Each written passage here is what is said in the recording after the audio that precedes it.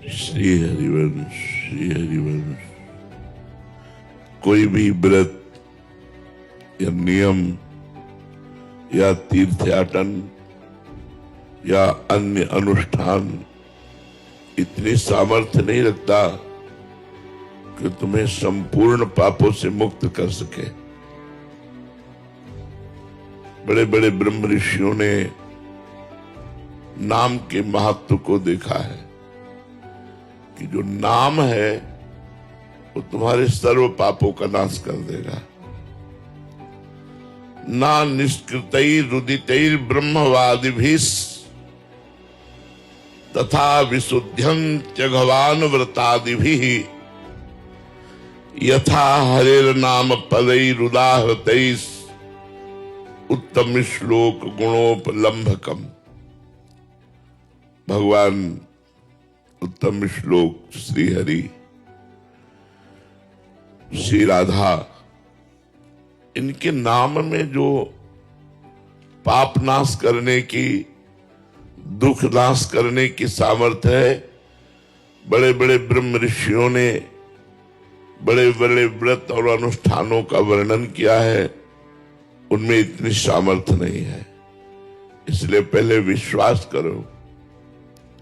नाम संकीर्तनम यस्य सर्व पाप प्रणाशनम। भगवान का नाम जप, नाम कीर्तन इतना प्रभावशाली है कि तुम्हारे बड़े से बड़े घृणित जो घोर नरक भोगवाने वाले हैं उन सब पापों को नष्ट कर देगा। नाम जपते जपते भगवान के गुण और रूप दोनों प्रकाशित होते हैं। भगवान के गुणों का चिंतन होने लगता है और भगवान के रूप का दर्शन होने लगता है ध्यान में। जब आपका अधिक नाम जप होगा और आपके पाप कम होंगे तो भगवान के गुणों का चिंतन होता है। भगवान के नाम का जप करते करते भगवान के महान आकर्षणकारी सौंदर्य समुद्र सुख प्रदान करने वाले रूप की झलक आने लगती है। भगवान की नाम महिमा भगवान की दिव्य लीला में प्रवेश दिला देती है। इसलिए नाम व्याहरणम विष्णोर यतस्तद विषयामति। ऐसे नाम जप करो जैसे विषयी पुरुष विषयों का चिंतन करता है। जो भोगी पुरुष होता है वो रात दिन मानसिक चिंतन भोगों का ही करता है। हम ऐसे भगवान के नाम का चिंतन करें जैसे विषयी पुरुष विषय का चिंतन करता है। भगवान के नाम का यदि एक एक श्वास, एक एक क्षण, एक एक सेकेंड जप होने लगे, विस्मृत होने पर ऐसा अनुभव कि मेरे से अपराध बन गया, हानि बर्दाश्त न हो, तो रस मूर्ति भगवान बहुत जल्दी हृदय में प्रकाशित हो जाए। एक एक श्वास, एक एक क्षण, एक एक सेकेंड यदि हम नाम जप करें और नाम जप में बाधा बर्दाश्त न हो, नाम जप छूटने पर ऐसा लगे जैसे कोई अपराध बन गया, तो बहुत जल्दी भगवान हृदय में प्रकाशित हो जाए। एकस्मिन् नप्यतिक्रांते मुहूर्ते ध्यान वर्जिते दशभिर मुसिते नैव युक्तमा क्रंदितुम भ्रशम। बहुत ध्यान देने योग्य बात कर रहे हैं। जैसे हमारे पास कोई धन हो और कोई लुटेरा लूट ले तो हम हाय हाय करने लगते हैं, ऐसे यदि हमारे नाम धन को लूटने के लिए काम, क्रोध, लोभ, मोह, मद, मत्सर, ये उपाय करें तो हमें इनसे डरना चाहिए। अगर हम काम भोग करेंगे तो मेरी नाम रूपी संपत्ति रुक जाएगी और लुट जाएगी। लुट जाएगी, आगे हम जप नहीं कर पाएंगे। रुक जाएगी, हमारी रुचि नहीं रह जाएगी। तो जैसे किसी की संपत्ति अपहरण होने पर वो व्याकुल हो जाता है, हाय हाय करने लगता है, ऐसे हमारा नाम जप रुकना या कोई इन गंदे कामों में मन लगाना, ऐसे हाय हाय होने लगे, अब क्या होगा, मेरा नाम जप छूट जाएगा, मेरा नाम जप रुक जाएगा, नाम जप का प्रभाव रुक जाएगा, क्योंकि मेरे अंदर ये गंदी बात आ गई, उसे तत्काल निकालो। भगवान नाम कीर्तन, भगवान नाम जप, भगवत प्रेमी महात्माओं के सत्संग से उस दुर्वासना को दूर कर दो, नहीं तो वो दुर्वासना आपके भजन को लूट लेगी। रमैया की दुल्हन लूटे बाजार, मायापति भगवान को कहा गया है, तो ये माया भगवान की पत्नी ही है। ये काम, क्रोध, लोभ, मोह, मद, मत्सर आदि के द्वारा भजन को ढकती है, भजन को लूटती है और भजन को निष्प्रभावित कर देती है। भजन का जो प्रभाव पड़ना चाहिए, अगर गलत आचरण साथ में चल रहे हैं तो उसका प्रभाव नहीं पड़ेगा। नाम स्मरण से ही कलयुग में भगवत प्राप्ति है।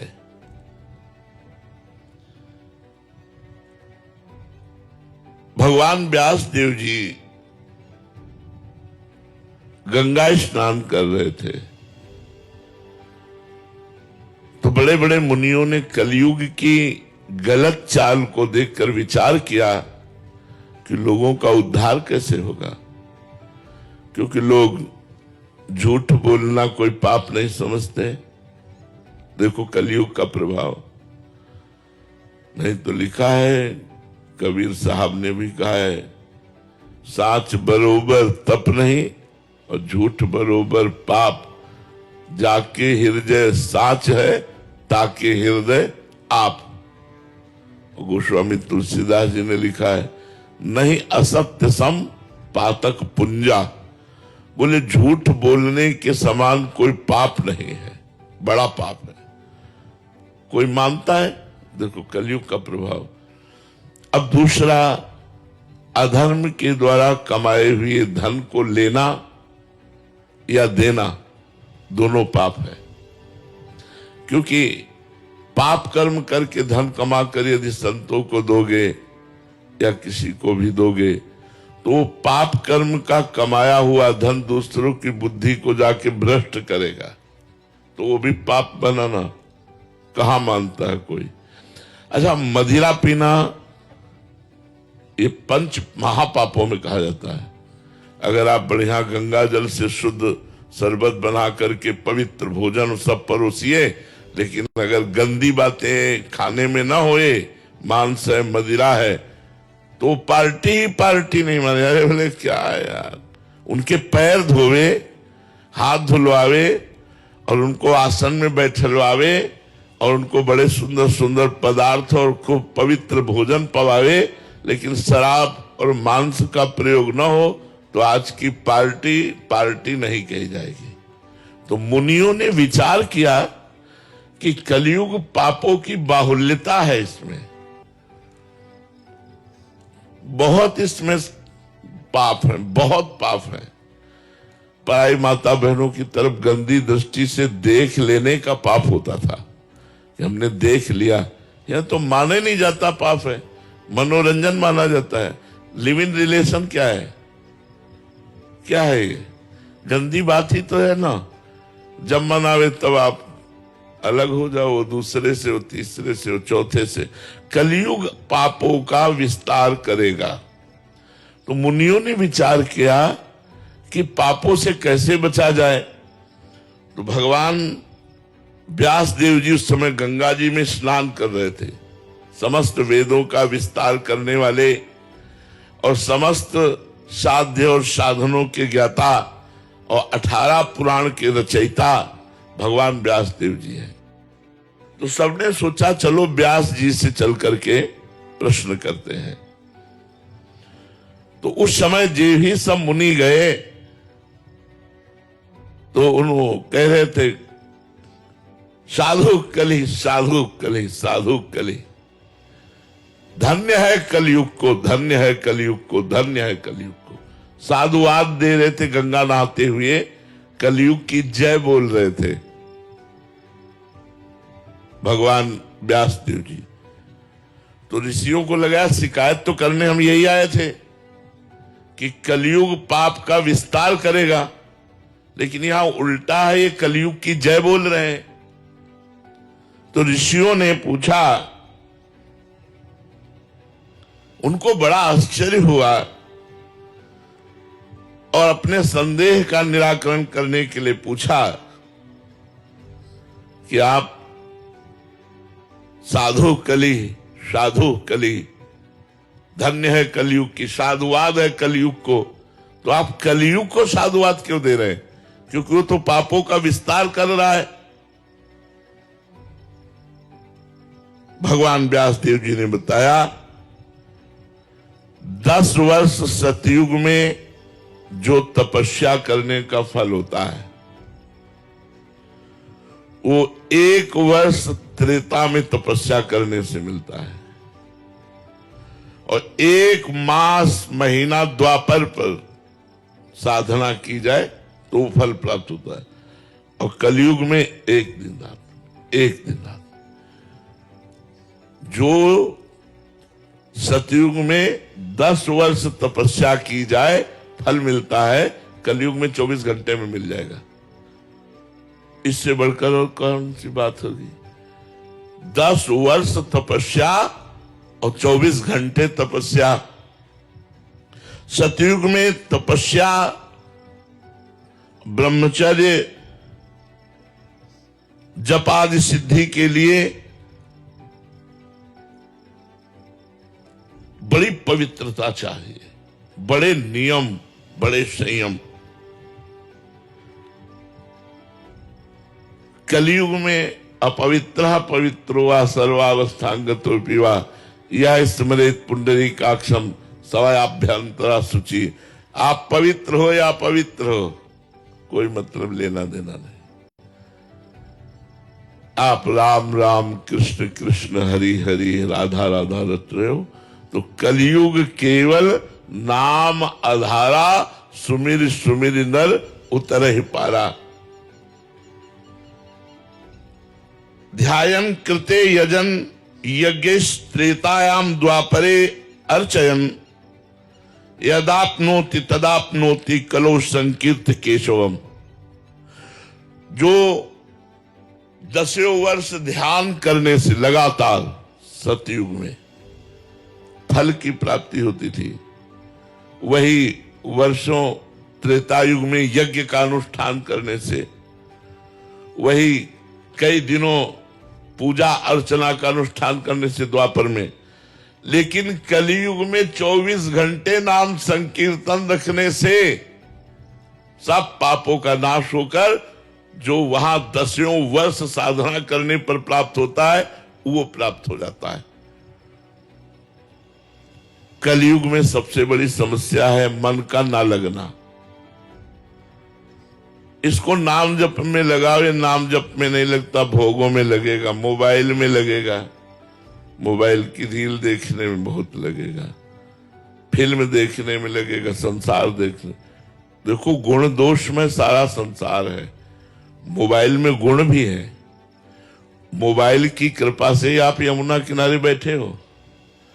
अगर मोबाइल में आप सत्संग न सुने होते तो यहां दौड़ करके यमुना किनारे ना आते। अगर हम मोबाइल से गुण लें तब तो लाभ मिल जाए, पर दोष भी है। आप कुछ सेकंड में ही सर्च करके गंदी से गंदी बात देख सकते हैं, वो जेब में है एकांत में बैठ करके। तो लिखा कि कलयुग में सबसे बड़ी समस्या ये है कि मन बड़ा चंचल होकर के विषयों में जाता है। अगर हम इस कलयुग में अपने मन की चंचलता को रोककर भगवान के नाम जप में लगावें तो जितनी जल्दी कलयुग में भगवत प्राप्ति होती उतनी जल्दी और किसी युग में नहीं होती। अत्यंत दुष्टस्य कलेर यमेको महान गुणा। यद्यपि अत्यंत दुष्ट है कलयुग, अत्यंत दुष्ट, सबकी बुद्धि को गलत आचरणों में लगाना, लेकिन महान गुणा, उसमें एक महान गुण है, कीर्तनादेव कृष्णस्य मुक्त बंधा परम ब्रजेत। अगर कृष्ण कृष्ण कृष्ण राधा राधा राधा ऐसा आप जपे तो आपको समस्त पापों से मुक्त कर देगा।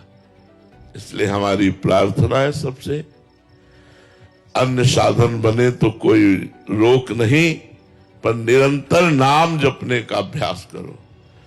माला से न जप सको तो काउंटर से जपो, काउंटर से भी नहीं तो ऐसे ही जपो। भगवान गिन रहे हैं, वो आपकी एक एक श्वास गिन रहे हैं, आपकी एक बात देख रहे हैं, आपका एक एक नाम भगवान नोट कर रहे हैं। जैसे मैं से जप रहे राधा राधा राधा राधा राधा, तो हम नोट करें या ना करें, भगवान नोट कर रहे हैं, उसका फल आपको मिलेगा। कलयुग में सर्वश्रेष्ठ और समस्त पापों का नाश करने वाला महान साधन एकमात्र भगवान का नाम है। इसलिए खूब राधा राधा रटो। अब प्रश्न करो।